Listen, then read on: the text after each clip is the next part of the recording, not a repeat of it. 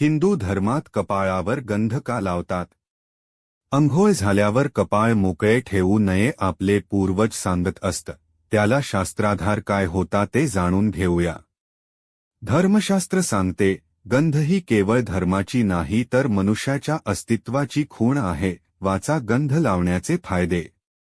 अलीकडेच आंतरराष्ट्रीय स्तरावर बुद्धिबळ खेळणाऱ्या प्रज्ञानंदा या भारतीय खेळाडूला परदेशात मुलाखतीच्या दरम्यान विचारण्यात आले, तू कपाळावर ही विभूती का लावतोस? त्यावर 16 वर्षीय प्रज्ञानंदा म्हणाला, माझी आई मला सांगते म्हणून.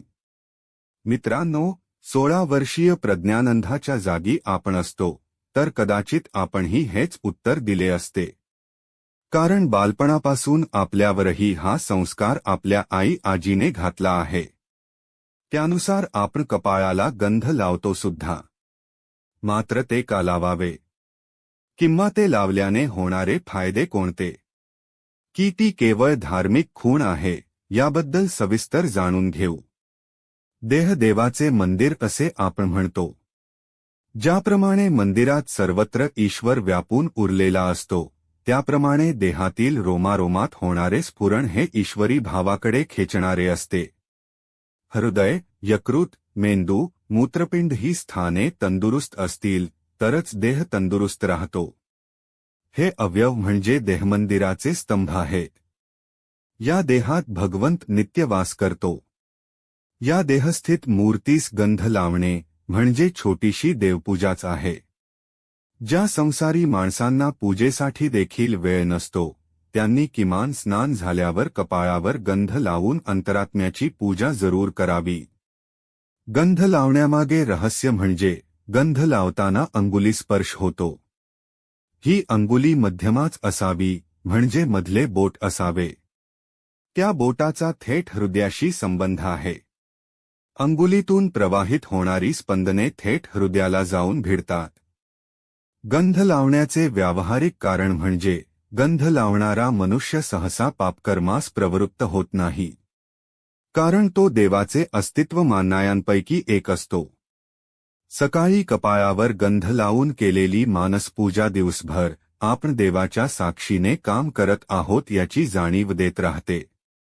जणू काही आपल्या प्रत्येक घडामोडींवर बारकाईने लक्ष ठेवणारा तो सीसीटीव्ही कॅमेरा असतो आणि त्याचा ऑपरेटर हृदयसिंहासनावर विराजमान झालेला असतो.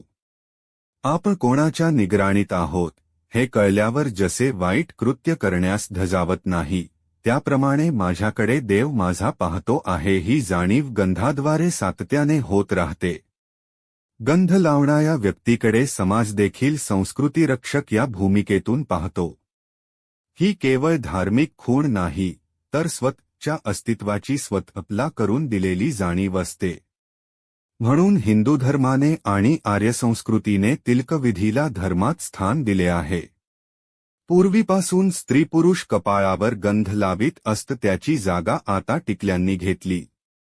परंतु गंध लावण्यामागे शास्त्रीय कारणे देखील आहेत.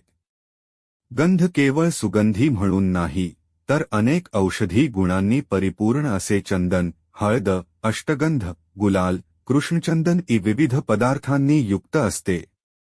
आपले मस्तक शांत राहावे, गंध दरवळत राहावा आणि कपाळावरील 2 भुवयांच्या मध्ये स्थित असलेले चक्र कार्यरत व्हावे, यासाठी देखील गंध लावले जाते.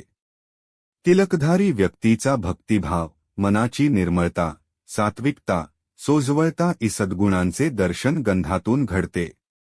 कोणाही सुवासिनीने हळदकुंकाची लावलेली 2 बोट तिच्या चेहऱ्यावरचे तेज वाढवतात. कीर्तनकार, प्रवचनकार, व्याख्याते, गुरुजी, पुरोहित मंडळी अबीर, चंदन किंवा अष्टगंधाचा टिळा लावतात. तो पाहता त्यांच्याही चेहऱ्यावरचे सात्विक भाव उठून दिसतात. पूर्वी देखील लढाईला जाण्यापूर्वी आणि विजयश्री मिळवून परत आल्यावर मधल्या करांगुलीने कपाळावर खालून वरच्या दिशेने गंधाचे बोट उमटवले जाई. त्याला विजयतिलक म्हटले जात असे. त्याला देखील बहुमान होता. बहीण भावाला, पत्नी पतीला, आई मुलांना गंध लावून त्यांच्या दीर्घायुष्याची प्रार्थना करते. यशस्वी व्यक्तीचेही औक्षण करून त्याला उत्तरोत्तर यश मिळत राहावे म्हणून गंध लावले जाते. एवढेच काय, तर नवीन वस्तू आणि नवीन वास्तू यांना देखील गंध लावून पूजन केले जाते. अशा रीतीने गंध लावून आपण आपल्या अस्तित्वाची ओळख ठेवावी आणि अंतःपुरातील देवाची पूजा करून त्याच्या साक्षीने सत्कार्य करीत राहावे. सादर साभार. इदं मम